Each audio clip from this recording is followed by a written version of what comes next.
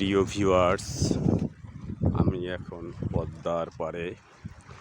যে পদ্মার তাণ্ডবে পদ্মার কিনারের মানুষ রাত্রে ঘুমাতে পারত না, সেই পদ্মা এখন সুপ্ত প্রায় আইসিইউতে। ফারাক্কা বাঁধের কারণে পদ্মায় অতিরিক্ত বালি জমাট হয়ে পদ্মায় বালুর পাহাড়ে পরিণত হয়েছে। এখন যে জলটা দেখছেন, আগামী 2-1 মাসের মধ্যে এখানে দেখা যাবে বালুর বিশাল স্তূপ। আর অসাধু ব্যবসায়ীরা এখান থেকে প্রতি বছর লক্ষ লক্ষ কোটি টাকার বালু উত্তোলন করে নিয়ে যাচ্ছে, যাতে রাষ্ট্র তার রাজস্ব হারাচ্ছে। এই পদ্মা এখন পদ্মার পাড়ে শুধু মাছ ধরার জন্য ছোট ছোট এই যে জালের এক প্রকার ফাঁদের মতো করা হয়েছে, যাতে সকল প্রকারের বড় ছোট মাছের পোনাগুলো আটকে যায়। দেখার কেউ নাই, এই পদ্মাকে সংস্কার করার মতো কেউ নাই।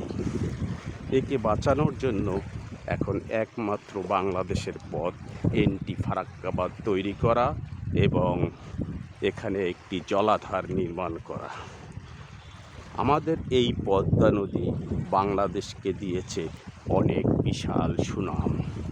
পদ্মা নদীর পাড়েই বিশিষ্ট লালন শাহী, আখড়া এবং রবীন্দ্রনাথ ঠাকুরের কুঠিবাড়ি। শোনা যায় রবীন্দ্রনাথ ঠাকুর এই শিলাইদহের কুঠিবাড়ি পদ্মা নদীর তীরে আসার পরেই তার কাব্যের জগতে এক বিশাল সম্ভার শুরু হয়েছিল। সে আর মৃত্যুর পূর্ব পর্যন্ত থামে নাই।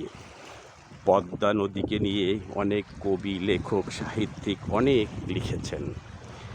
শোনা যায় এই পদ্মা আরে 7 মাইল পর্যন্ত ছিল। এর মাঝখানে একটি চর উঠেছে, যা এখনও প্রায় 2-3 মাইল।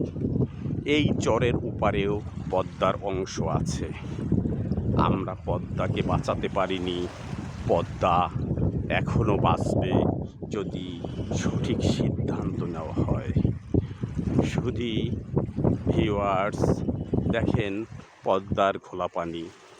পদ্মায় এই ফারাক্কা বাঁধ ছেড়ে দেওয়ার কারণে যে পরিমাণ বালু, মাটি বাংলাদেশে প্রবেশ করেছে, পদ্মার নাব্যতা হারিয়েছে। প্রতি বছর এখানে আমি আসি, তবে এই বালুতে আমি জুতা পায়ে দিয়ে আসতে পারতাম, কিন্তু আজকে দেখেছি এখানে প্রচুর মাটি, তাই জুতা পায়ে দিয়ে আর আসা হয়নি। এটা হয়ে যাবে ফসলের মাঠ। হয়তো আমাদের ভবিষ্যৎ প্রজন্ম পদ্মা নদীর বুকে ফসলের মাঠে ফসল আবাদ করবে। তাই আমরা এই অনাকাঙ্ক্ষিত ভবিষ্যৎ চাই না, আমরা এখনই চাই পদ্মাকে সংস্কার করে পদ্মাকে বাঁচতে দিতে, পদ্মার সেই পূর্ণ যৌবনা নিয়ে পদ্মা ফিরে আসুক। আমরা দেশের কর্ণধারদের এর ব্যাপারে সিদ্ধান্ত জানিয়ে আজকে এখানেই আমার ভিডিও সমাপ্ত করছি। প্রিয় ভিউয়ার্স, যারা দেখেছেন লাইক, কমেন্ট, শেয়ার এবং সাবস্ক্রাইব করবেন, উৎসাহ দেবেন আরও নিত্য নতুন ভিডিও দেওয়ার জন্য।